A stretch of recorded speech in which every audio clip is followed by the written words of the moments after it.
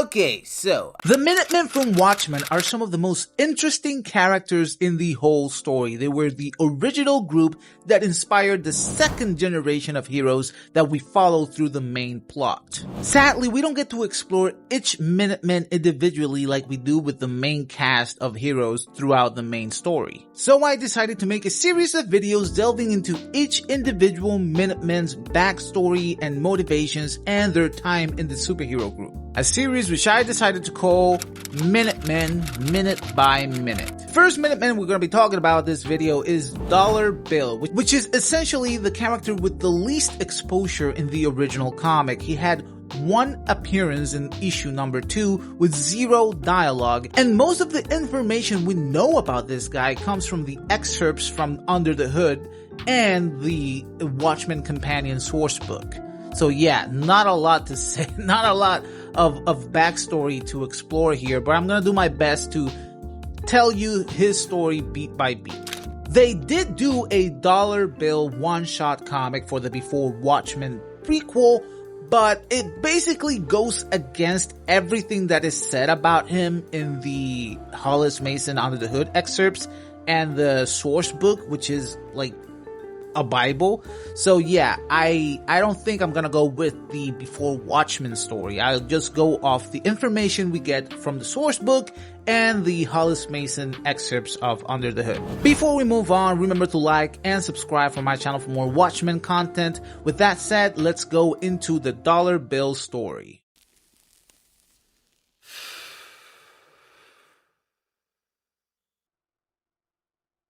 Bill Brady was born on June 11, 1917 in a small Kansas town. He became an all-star athlete throughout his high school and college years, which eventually opened the doors for him to move to New York City when he got a very interesting offer. In the National Bank of New York, Dick Loomis and Tom Young, yes, those are real names, idealized a publicity plan to basically ride the hype of the superhero fad and essentially create a mascot for their bank.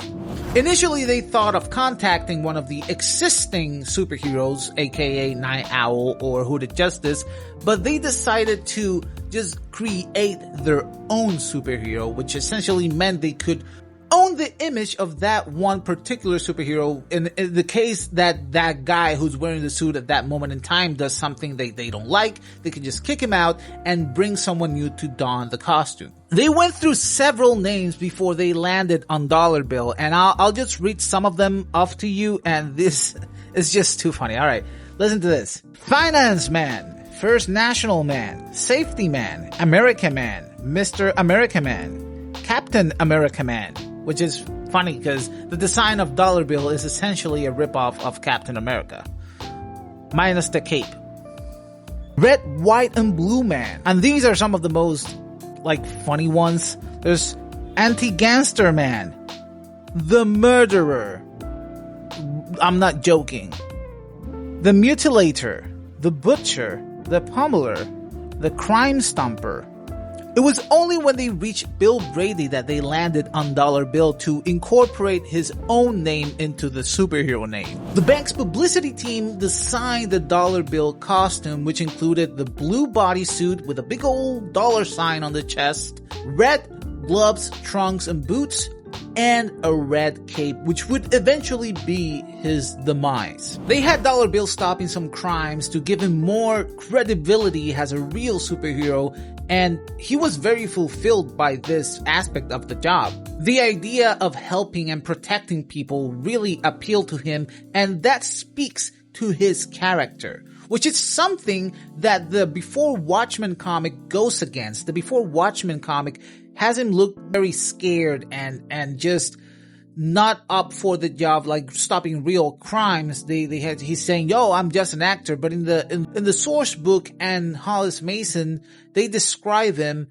as a very, he liked being a superhero. He liked stopping real crimes. He was very appealed by the idea of stopping real crimes and helping people, which is the closest to a real superhero mentality we get in the Watchmen universe. In 1939, Tom Younger from the First National Bank writes a letter to Larry Schexnayder, the Minutemen manager, offering Dollar Bill as a new member in the group. That would obviously even further legitimize Dollar Bill as a real superhero, and just being part of that group meant, like, hey, those are like the Avengers of that time. Obviously, they're not really Avengers, they have no powers, but the public image was that. Eventually, Dollar Bill did join the Minutemen, and this is something that the Before Watchmen comics also changes up, because Captain Metropolis puts up an ad looking for new superheroes, and the bank people tell Dollar Bill, hey, you go and you audition, but essentially it didn't work like that. There was not like a big line of people wanting to join the Minutemen. It was just, hey, we're gonna write a letter to Larry Schexnayder, which is even more believable than just, hey, you go and audition for the Minutemen, which is kind of stupid. But eventually he did manage to join the group. After that, the United States joined World War II and Bill Brady got drafted, which meant he was out of commission for the Minutemen for the remaining 3 years of the war. In 1945, Dollar Bill returns from the war and the bank issues a big return. Oh, Dollar Bill returns with 2 Purple Hearts, and now he's gonna keep your money safe.